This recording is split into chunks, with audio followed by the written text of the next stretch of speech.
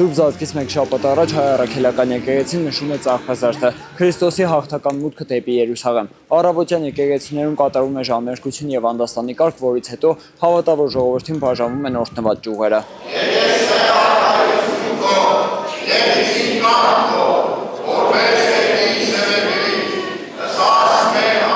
Իմ զրուցակիցն է Տեր Փավստոս Քահանա Սարգսյանը, Տեր Փավստոս,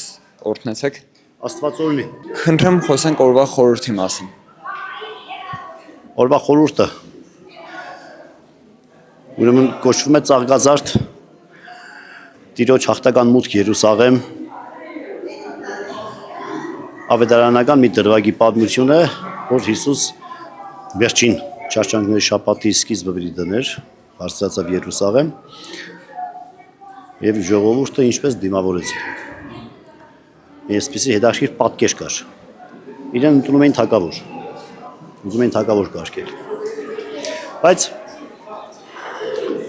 իրենց ուզած թագավորը, մի թագավոր, որ իրենց շահերը պետք է ապահովեր, էլի։ Հիսուսն եկել էր երկինքի թագավորությունը կերտելու, եւ դրա համար ժողովրդի ուզած թագավորությանը ընդառաջ չգնաց։ Հասկացան,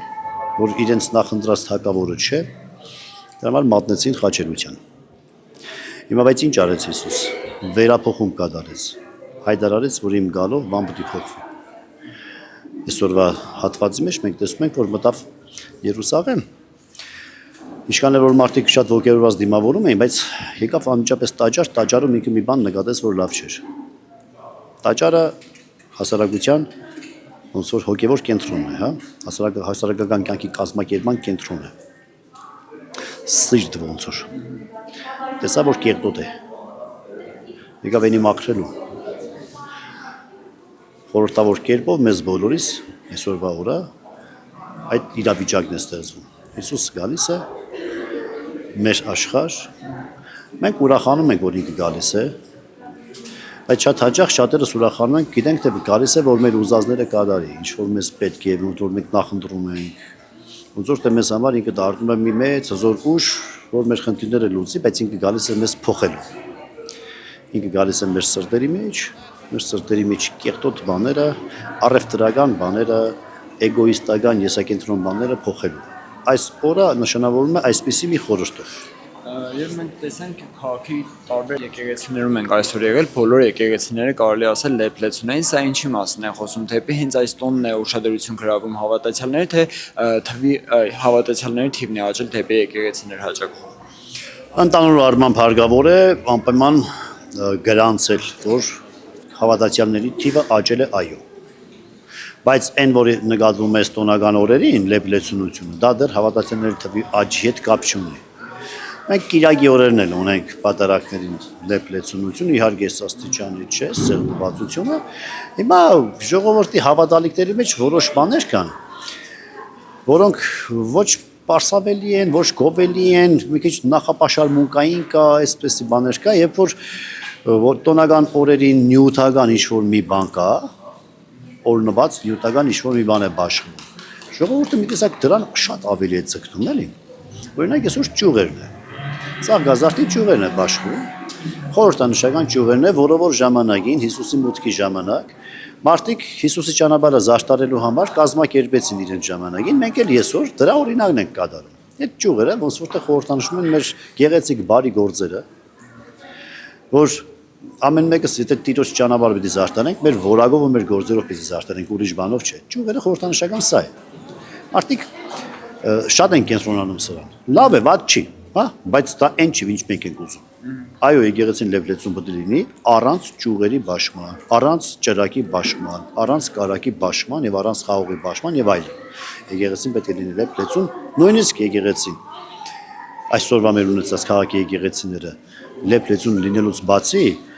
այս նույն լեփլեցուն եկեղեցիները պիտի կառուցեն այլ եկեղեցիներ, որ նրանք էլ լինեն լեփլեցուն։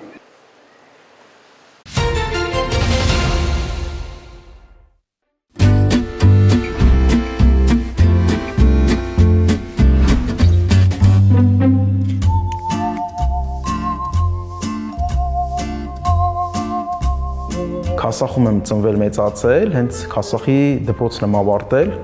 Թատրոնի կինոպետական ինստիտուտում առաջին տարին էր, որ բացվել էր անիմացիոն ռեժիսուրայի ֆակուլտետը։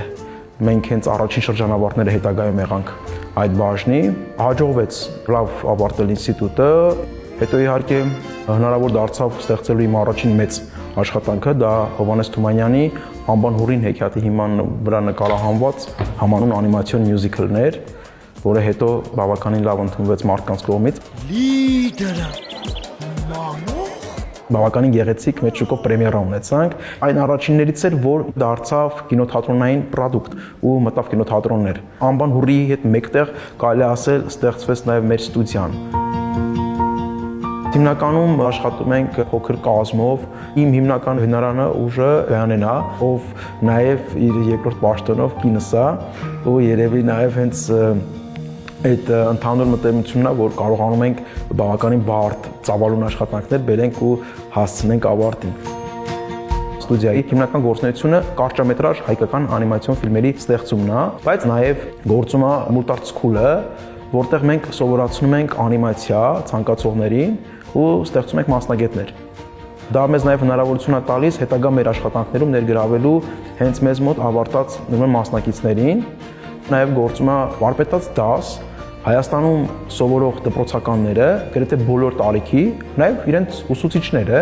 գալիս են ստուդիա մեկ այցի շրջանակներում, որը տևում է 2.5-ից 3 ժամ, ծանոթանում են մեր մասնագիտությանը։ Վարպետաց դասը հիմնականում բաղկացած է 3 փուլից։ Առաջին հատվածում մասնակիցների հետ կիսվում եմ անիմացիոն տեխնոլոգիաներով, թե այսօր ինչ տեսակ տեխնոլոգիաներ կան, որոնցով են հիմնականում ստեղծում անիմացիաներ։ Երկրորդ մասում գործնական աշխատանք է հատուկ սարքերի վրա եւ ռետրոսպեկտիվ թղթային անիմացիայի միջոցով եւ ժամանակակից թվային պլանշետ մանուտորների միջոցով մենք ստեղծում ենք անիմացիայի մեր օրինակները, նպատակ ունենալով, որ մասնակիցներին բացատրենք, թե ինչպես է գիծը, պատկերը ստեղծվում, ապա նաեւ դրանք շարժվում։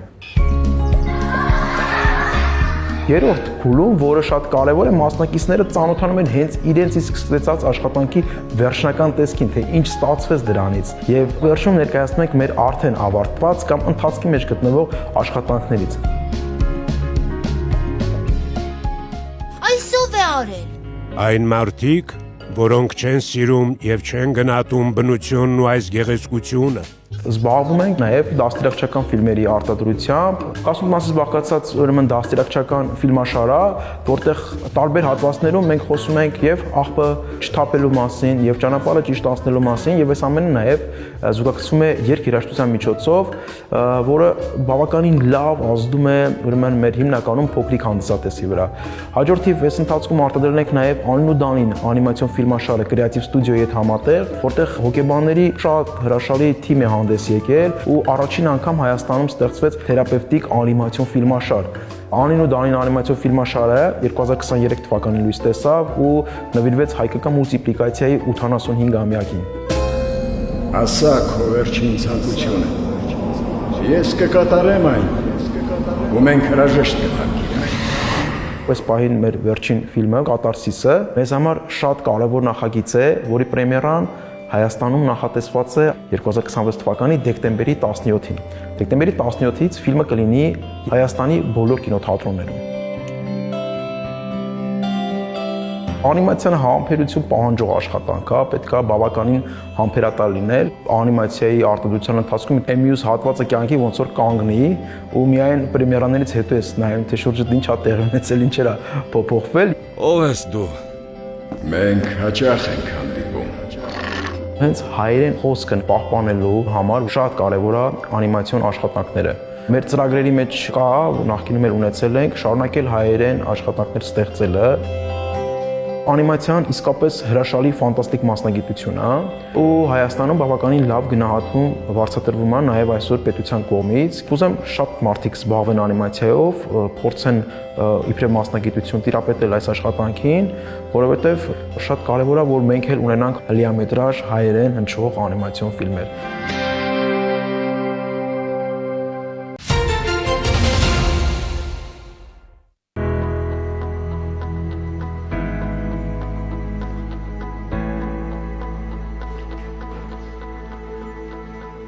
Վլադիմիրը Ռուսաստանից է, այս տարվա փետրվարի 9-ին ապարանում սնոուբորդ քշելիս ստացել է տրավմա, որի հետևանքով ունեցել ենք եւ ողնաշարի վնասվածք եւ ինչպես նաեւ աճ ազդոցրի կոտրվածք ենք ունեցել։ Շարժողականություն որոշ չափի ունեցել է, բայց իհարկե եղել է խնդրահարույց։ Ընդհանուր ինքնասպասարկման հետ կապված կատարվել է վիրահատություն եւ իմպլանտ է տեղադրվել ողնաշարում, ինչպես նաեւ ազդոցրում կատարվել է մետաղական օրսիոսինթեզի տեղադրում։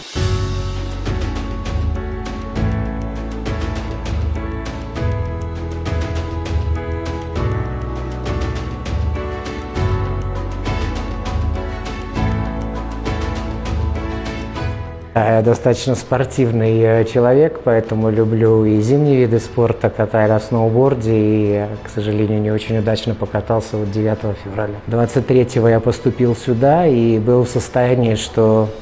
я еще не мог самостоятельно передвигаться на коляске, мне было и тяжело сидеть. Динамика очень большая, как видите, я достаточно живо прохожу те процедуры, которые мне назначены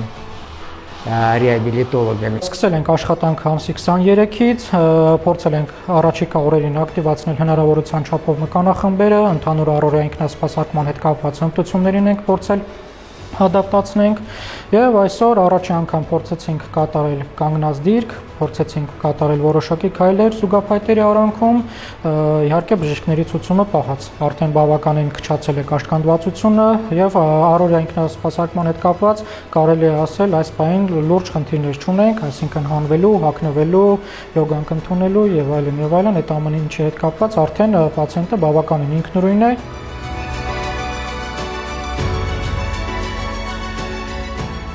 Честно говоря, очень хотел попасть именно в этот центр. Во-первых, что называется, ask Google, а потом есть знакомые доктора, которые именно порекомендовали. Сказали, что реабилитация в этом центре будет наиболее эффективна.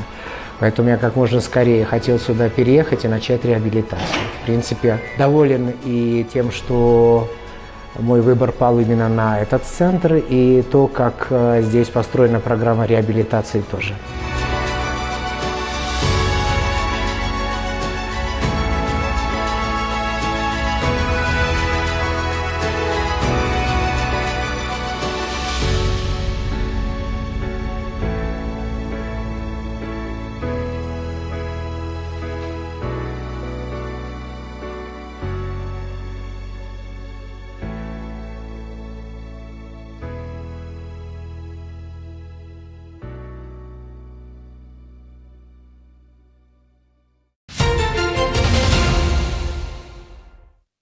Վերջին անգամ 2021 թվականի հունիսի 29-ին էին Հայաստանում անցկացվել համապետական ընտրություններ։ Արդյունքում խորհրդարան անցան վարչապետ Նիկոլ Փաշինյանի առաջնորդած քաղաքացիական պայմանագիրը, երկրորդ նախագահ Ռոբերտ Քոչարյանի Հայաստան եւ երրորդ նախագահ Սերժ Սարգսյանի պատիվ ունեմ դաշինքները։ Եվ ահա 5 տարի անց մեր երկրում վերստին կանցկացվեն խորհրդարանական ընտրություններ, կրկին հունիսին, այս անգամ ամսի 7-ին։ Օրենքով սահմանված քարոզարշավի մեկնարկը կտրվի մայիսի 8-ին, այսինքն 1.5 ամիս հետո։ Մինչդեռ հանրությունը շարունակում է զարմանքով քննարկել տարբեր քաղաքական ուժերի ներկայացուցիչների ակտիվ հանդիպումները հանրապետության տարբեր համայնքներում։ Կենտրոնական ընտրական հանձնաժողովի քարտուղարը նշում է, նախքան քարոզարշավի մեկնարկը, այսինքն ներկայիս փուլում բոլորը ազատ են։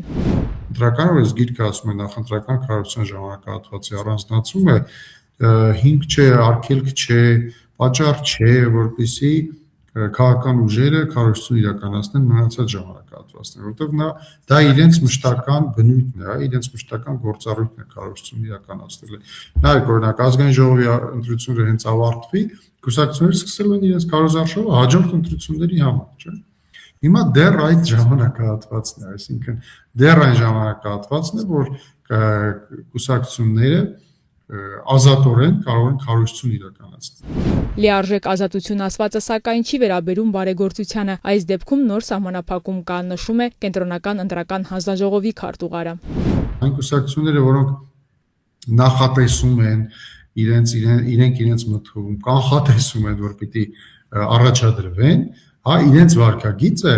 բարեգործության հետ կապված սկսելու է քննվել ոչ թե առաջադրվելուց հետո, այլ ընտրությունների ժամանակահատվածը այսինքն ընտրությունները նշանակելուց հետո։ Այս առումով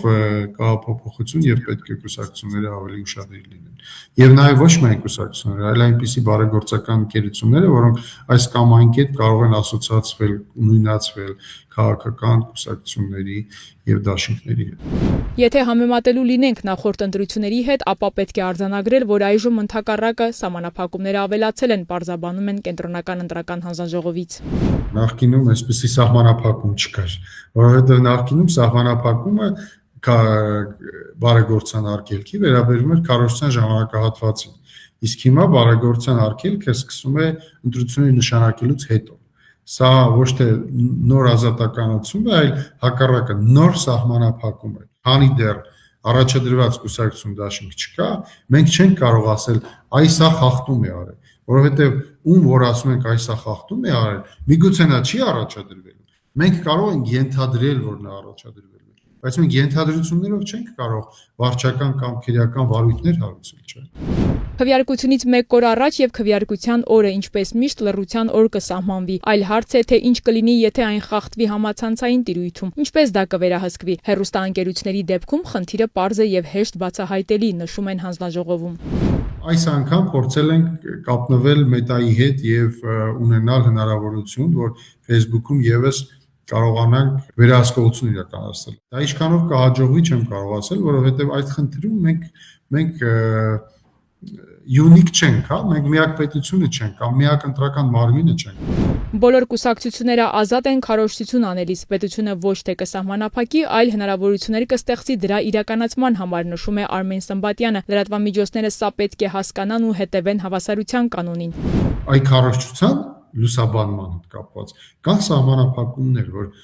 հեռուստաընկերությունները պետք է քարոզչությունը լուսաբանեն հավասար կերպ։ Այլ հարց է, թե հավասար ժամանակը արդյոք ենթադրում է անկողմնակալ բովանդակություն եւ քարոզչություն, ով կվերահսկի։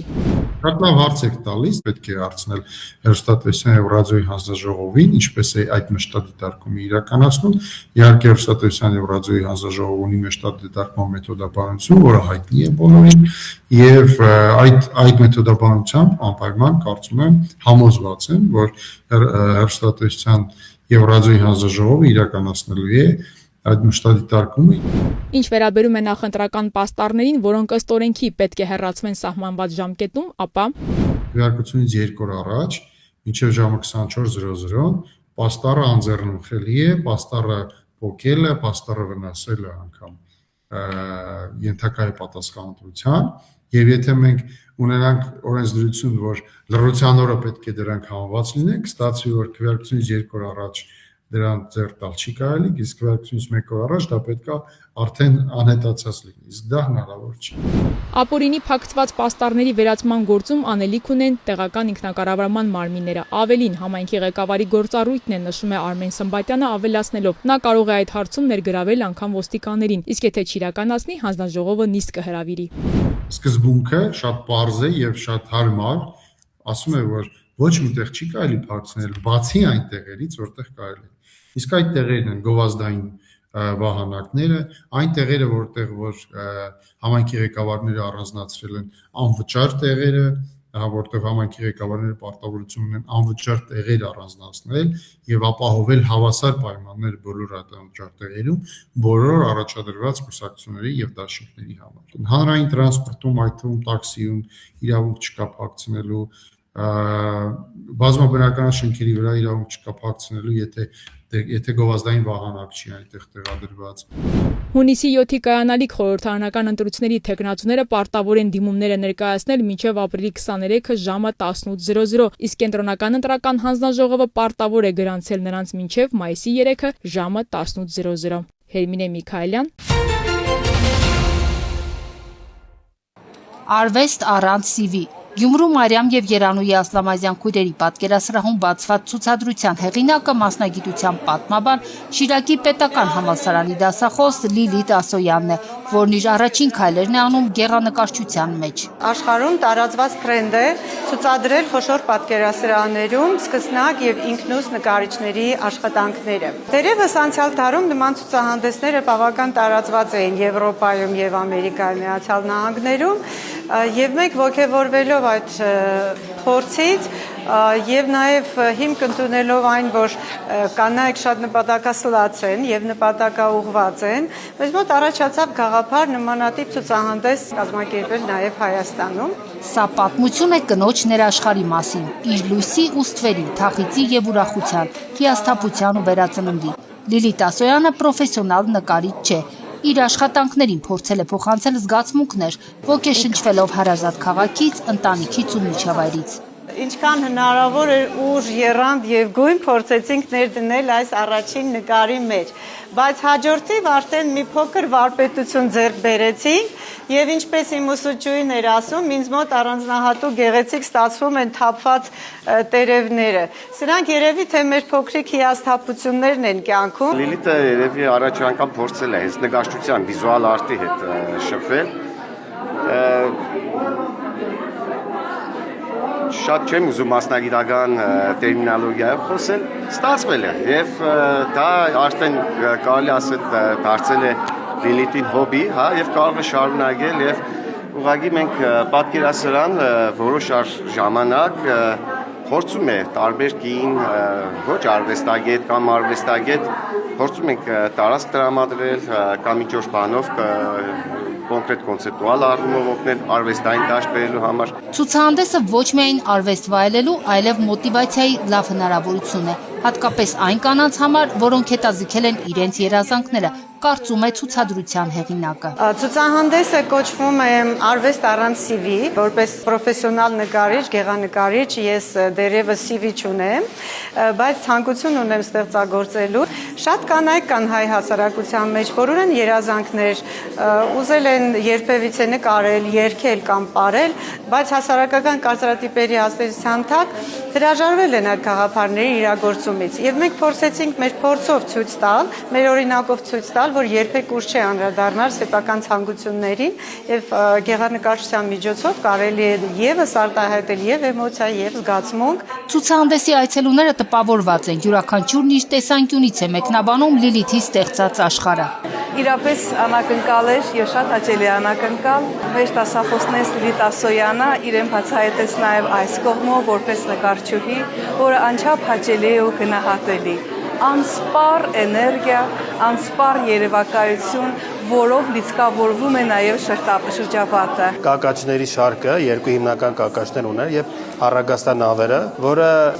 ցույց է տալիս իմ իմացած Լիլիթ Ասոյանին։ Միաժամանակ շատ խորը, շատ խենթ, լիքը գույներով ու շատ համարձակ եւ կարծում եմ նաեւ իր այսօրվա ցուցահանդեսը նրա վառ վկայությունն է իր էության, որ անկախ տարիքի պետք է փորձել, ջանալ, աշխատել եւ չվախենալ լինել ավելի լավը, կատարելագործվել։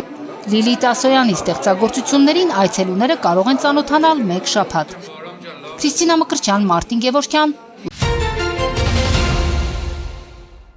Հանրային պաշտոնյաների եւ նրանց ընտանիքի անդամների հետ փոխկապակցված ընկերությունների համար գնման գործընթացներին մասնակցելու սահմանափակումներ չկան գործող գնումների մասին օրենքում։ Կառավարությունն առաջարկում է ներդնել սահմանափակումներ նախատեսող 3 համակարգ ըստ ազդեցության մակարդակների։ Առաջի մակարդակ է առաջարկում մտնել, որի համաձայն այդ մակարդակում ներառված պաշտոնները Հայաստանի Հանրապետության նախագահը, ազգային ժողովի նախագահը, Հայաստանի Հանրապետության վարչապետը, Հայաստանի Հանրապետության փոխվարչապետերը, Հայաստանի Հանրապետության ֆինանսների նախարարը եւ այն տեղակալը ֆինանսների նախարարի, որը համակարգում է գնումների քաղաքականության մշակման աշխատանքները։ Երկրորդ մակարդակում ներառվող պաշտոնատար անձանց հետ շահերի բախում ունեցող կազմակերպությունները չեն կարող մասնակցել տվյալ պատվիրատուի եւ վերջինիս կառավարմանը հանձնված առևտրային եւ ոչ առևտրային կազմակերպությունների կողմից կազմակերպվող գնման գործընթացներին։ Այս մակարդակում պարտադիր ներառվում են վարչական եւ քաղաքական պաշտոն զբաղեցնող անձինք, բացառությամբ ազգային ժողովի падգամավորների եւ համայնքի ղեկավար չհանդիսացող ավականու անդամների, գլխավոր դատախազը եւ նրա տեղակալները, քննչական մարմինների ղեկավարներն ու նրանց տեղակալները, գլխավոր քարտուղարները։ Երրորդ մակարդակում ներառվող պաշտոնատար անձանց հետ շահերի բախում ունեցող կազմակերպությունները չեն կարող մասնակցել տվյալ պատվիրատուի կողմից կազմակերպվող գնման ընթացակարգերին։ Ազդեցության այս մակարդակում պարտադիր ներառվում են անկախ պետական մարմինների եւ ինքնավար մարմինների այդ անդամները, այդ թվում կենտրոնական բանկի նախագահը եւ նրա տեղակալները, ինչպես նաեւ մարդու իրավունքների պաշտպանը։ Փոխնախարարն ընդգծել է, որ օրենսդրական փոփոխություններով նաև մասնավոր հատվածին ազդակ է հաղորդվում, որ որոշում կայացնող եւ բարձր ազդեցության մակարդակ ունեցող պաշտոնյաների հետ փոխկապակցված ընկերություններն այլևս մրցակցության մեջ չեն լինելու իրենց հետ եւ դաշտը լինելու է հնարավորինս հավասար։ Շահերի բախման արկայությանը գնահատական կտա կոռուպցիայի կանխարգելման հանձնաժողովը։ Հարկային օրենսգրքում փոփոխություններով ու լրացումներով ՊԵԿ-ն առաջարկում է տնտեսվարողներին տալ ապրանքի հետ վերադարձի գործարքի ճշգրտման հնարավորություն։ Գործող կարգավորումներով որոշ դեպքերում ապրանքի վերադարձի մասով գործարքը ճշգրտելու հնարավորություն չկա։ Օրինակ, պիտանելիության ժամկետ չունեցող ապրանքների վերադարձի դեպքում ապրանքի վերադարձը ձևակերպվում է որպես հետվաճառք, այսինքն առանձին գործարք է գրանցվում։ Ըստ էության համ ավելորդ բարդություններ է առաջացնում արկվճարողի մոտ, համ էլ խեղաթյուրում է գործարքի տրամաբանությունը, եւ մենք առաջարկում ենք, որ գործարքի ճշգրտման հնարավորություն նախատեսվի ապրանքի վերադարձի բոլոր այն դեպքերի դեպքում, երբ որ վերադարձ տեղի կունենա։ Օրենքի նախագծով առաջարկվում է նաև ընդլայնել ավելացված արժեքի հարկից ազատման արտոնությունների շրջանակը, օրինագծով կկարգավորվեն հարկային հաշիվներից բացի հաշվարկային փաստաթղթերով, այդ թվում ՀԴՄ կտրոններով ձեռքբերումների վերադարձի մասով գործարքների ճշգրտման դեպքում ավելացված արժեքի հարկի եւ ակցիզային հարկի գծով պարտավորությունների վերաբերյալ տեղեկատվությունը համապատասխան հաշվետու ժամանակահատվածում արտացոլելու հետ կապված հարցերը։ Միասնական են լինելու ՀԴՄ-ով եւ հարկային հաշիվներով վերադարձի կանոնները։ Առաջարկում ենք, որ այս ՀԴՄ-ով մասնավորապես ձեռքբերումների վերադարձի դեպքում գործարքի ճշգրտման արդյունքները, մասնավորապես երբ որ նվազում են ԱԱ-ի եւ ակցիզային հարկի գումարները, այդ ճշգրտումները արտացոլվի գործարքի ճշգրտման հաշվետու ժամանակաշրջանում։ ԱԱ-ի եւ ակցիզային հարկի պարտավորությունների ավելացման եւ մյուս հարկատեսակների մասով ճշգրտումների արդյունքների արտացոլման մասով փոփոխություններ չենք նախատեսում։ Օրենքի նախագծով մասնավորապես կվերանայվի դրոշմավորման ենթակա կատնամթերքի գծով որակական կորուստների համախառն եկամտից նվազեցման նորման, սահմանելով, որ նշված կորուստը համախառն եկամտից ենթակա է նվազեցման համախառն եկամտի 2%-ը չգերազանցող չափով։ Հայաստանի Հանրապետությունում գործում են մի շարք օրենքներ, որոնք մինչ այժմ նախատեսում են մամուլում տարաբնույթ տեղեկությունների հրապարակման պահանջ։ Այդ պահանջը նախկինում գուցե եղել է արդիական, սակայն ներկայիս տեղեկատվական տեխնոլոգիաների արագ զարգացմանը զուգահեռ տպագիր մամուլը կորցրել է նախկին տարածումն ու դերակատարումը։ Տպագիր մամուլում հրապարակման գործընթացը բավականին ծախսատար է։ Այս ամենը հանգեցնում է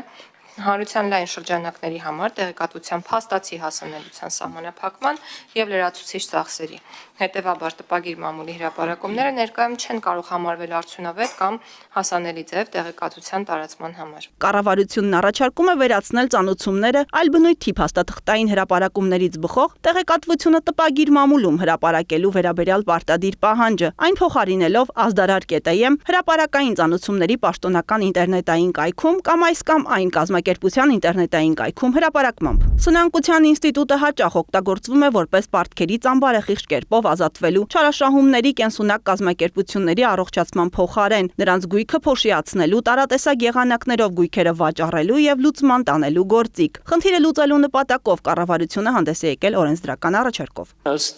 վիճակագրության 2024 թվականին սնանկության դատարանը ներկայացվել 5856 դիմում, որից 4552-ը ֆիզիկական անձանց սնանկության դիմումներ են, թե կամավոր եւ թե հարկադրված։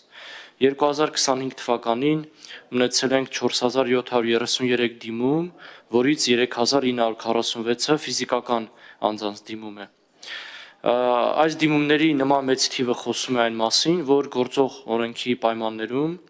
որոշ անձինք հեշտությամբ կարողանում են պարտք վերցնել, չվճարել եւ շատ հեշտ սնանկ ճանաչվել, ազատվելով պարտքերից։ Սնանկության նոր օրենսգրքի եւ հարակից օրենքների նախագծերով մասնավորապես առաջարկվում է միասնականացնել եւ կենտրոնացնել սնանկության վարույթին առնչվող բոլոր ընթացակարգային ու նյութական ասպեկտները։ Նախատեսվել է սնանկության վարույթի սկզբունքների առանձին գլուխ, որը ներառում է պարտատերերի հավասարության, ակտիվների արդարացի բաշխման, բարեխղճության, գույքի արագ իրացման եւ այլ սկզբունքներ։ Տարանջատվել են պարտապան իրավաբանական եւ ֆիզիկական անձանց անվճարունակության հատկանիշները։ Հստակեցվել են ֆիզիկական անձի գույքի կազմի, աշխատավարձի ու դրան հավասարեցված միջոցների բռնագանձման վերաբերյալ կարգավորումները։ Նախագծով նախատեսվել են նաեւ հատուկ կարևորության կազմակերպությունների սնանկության, գյուղատնտեսական կազմակերպությունների սնանկության առանձնահատկությունները։